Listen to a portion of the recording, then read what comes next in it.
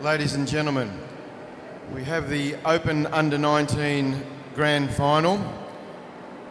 White will be New Zealand, black will be Spain.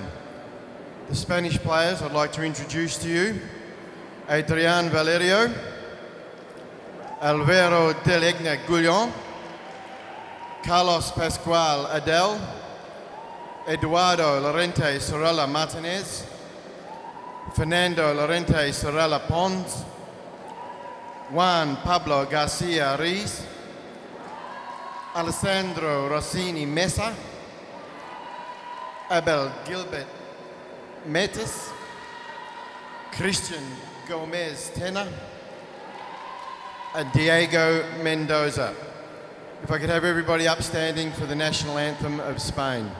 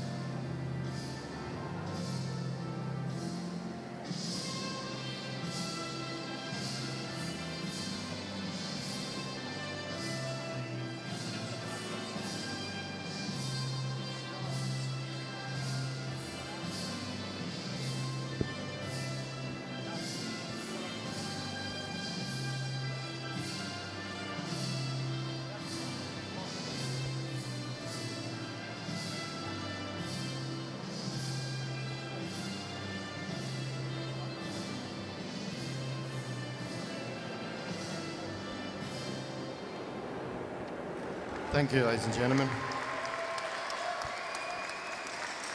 Now I'd like to introduce the team from New Zealand: Nick Lowther, Tim Searle, Alex Welsh, Andreas Marwick, David Cassie, John Hoffman, Marcus Walker, Max Lynham, Reece Quayle, and Sam Shearing. Could everybody remain upstanding for the national anthem of New Zealand?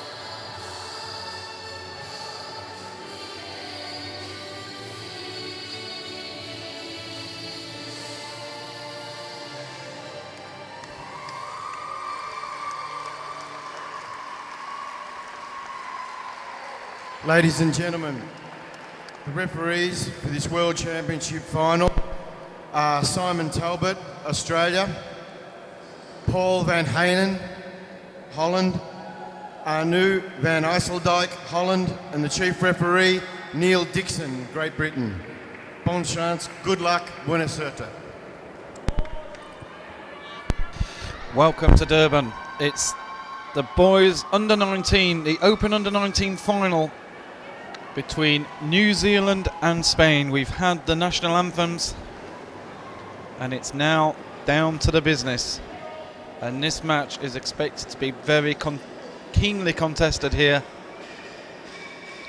There's a lot of pressure on. There's the New Zealand team in white.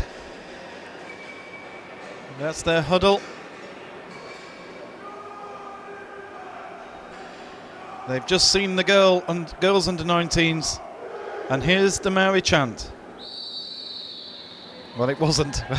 I think we may see it from the men later on. Of course, we saw that in Sheffield. There was the we had the haka in the water, and there's the Spanish team. And the Spanish team have been the team that have really opened some eyes here. Of course, we heard Tristan Reynard speaking a little earlier. That the style of the Spanish is something that has unsettled them. They've played each other twice in the round robins here, and we're away. This is the final of the Open Elite under 19s.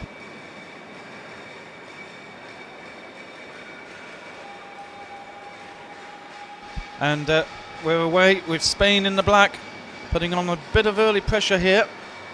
We've got 6 cameras on this, 5 under the water, and 1 outside to get the referee's calls. New Zealand just moving it forward back into midfield. Spain have been a very athletic team, and in their 2 round robins, it was 2 wins for New Zealand, but only by a single goal. 3-2 on the 30th of April, which was Wednesday, and then just yesterday it was a 2-1 win for New Zealand, but that was a match that didn't really matter, I've got to say. Both teams knew that the positions were decided already, so the result didn't really matter that much to anybody. This was always going to be the final, you felt, and we're above the water already, and Neil Dixon signals this is going to be a free puck for Spain.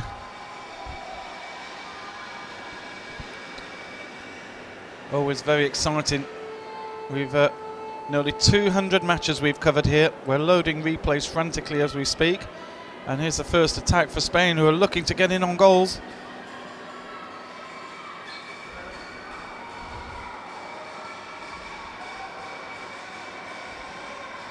And here's a move, and could this be a goal? It's just pulled out at the last second. That was a fantastic save there from New Zealand. That just looked as if it was going to go in the corner of the tray. And it's pulled away. That was number 9, I think, for New Zealand there. John Hoffman, who just got his stick in there and pulled it away. It really was a last gasp save.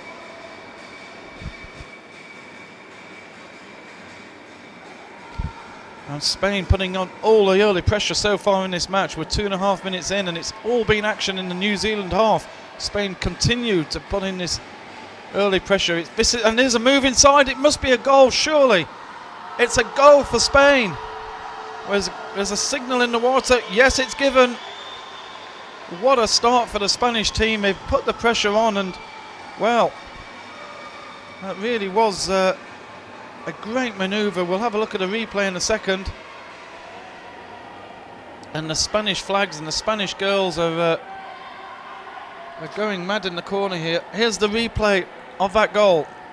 And there you see the Kiwis were just caught out in midfield, and suddenly 2 Spanish who was support on the inside, and suddenly it was completely unchallenged. A very unusual goal for New Zealand to be conceding. And here we are back with the live action, just underwater. New Zealand into the Spain half to start with. And that was a nice early goal for Spain. This match is going to be really interesting now. They drive into the far corner. It's going to be very noisy here. New Zealand try and push in. There's action in on the tray. Full strength of numbers in here, but Spain managed to push it out again to the far corner. Well, I need to check the history books. Graham Henderson, who's going to come and join me any second, he'll certainly give us the information. Don't know if Spain have ever actually won a world title before. This would be really interesting to see. There's a call up. It's going to be a free puck here for New Zealand as we go back under the water. Some real pressure on here now. That first goal, as we look in here, it's really hard to see what's going on. You see the dig away. We're called to the service. It's a penalty. A penalty's being given. There must have been a hand in there stopping that puck going through. But the officials very clear. We saw 2 penalties saved by Holland against New Zealand in the women's. So New Zealand have not had a great success rate with penalties so far. Can the boys do it? Here we are, 2-on-1. The flick's gone through, and it's converted. It's an equaliser. An equaliser for New Zealand. And the goal is given. So it's 1 goal apiece here, and very pleased to say, joining me for commentary on this match is a man who knows a little bit about underwater hockey. He's the WAA, he's the tournament director here, the top man at the WAA, Graham Henderson. Welcome, Graham. Thank you, Adrian. Good to be here. Looks like we've got some good action going on in the pool. Oh, another attempted goal there. At the replay. Yeah, we were just looking at Graham was looking at the replay there for a second. The live action's on the main screen. Excellent. We have got replays going here. I know you've not been used to those all week, but now we're down to 1 pool with replays and everything. It's the full show. And New Zealand's equaliser, Tim Searle, was given the goal there after 4 minutes and 12 seconds. And it's always great finals day, isn't it, Graham? You get a real buzz. Yes, absolutely. It's certainly great. I mean, the atmosphere out there is quite electric in the stands. You can hear, and especially having the Spanish there for the first time, they have certainly brought a big support staff with them. The cheering is deafening us all out there. It is absolutely fantastic to hear them going absolutely ballistic. Yes, a great atmosphere. Colombians and Spanish, there's that Latin blood in there, and they really do know how to party, these guys. As we can just see, there's a battle for the puck here. Our cameraman does a great job getting some brilliant close-up views of the battles that are going on for this puck in the corner. New Zealand putting a bit of pressure on, and there's a steal there from the number 10. That's Tim Searle, who was given the goal in that penalty. There's number 5 there for New Zealand, Andreas Marwick. Now they're just jamming it up on the wall at the moment. A lot of pushing. The referee's seen an infringement there. And that's going to go Spain's way. Great work from our above-water camera as well here. Always seeing what's going on. And one question I've got to cover actually with you, Graham, before I forget, the chat room are wanting to know is the medals ceremony. We're going to be covering that live, of course. And how long is that medal ceremony after the final match? Is it straight afterwards? Look, there'll be some time because obviously the players in the field need to get changed and shower and whatnot. So I dare say, look, it'll probably be, what's the match, 4 o'clock. We're looking around between 5 and 5:30 for the start of it. Okay. Everything goes smoothly, it'll be closer to 5, otherwise 5:30. Well, it'll be pretty much after give it half an hour then after the end of the men's final, the Open Elite, as New Zealand are jamming this puck in the corner at the moment. It's great to have Tristan Reynard giving us a New Zealand view on matters. He was a little bit down after seeing his women lose out in the 3rd, 4th place playoff to the Netherlands earlier. Tristan's a devoted New Zealander, and he's very proud of all of his organisation and the work they've done. They've done a fantastic job in building up underwater hockey in New Zealand, and Tristan's been a main part of that. Yeah, he's certainly he was. I think I cheered him up when I mentioned New Zealand were the most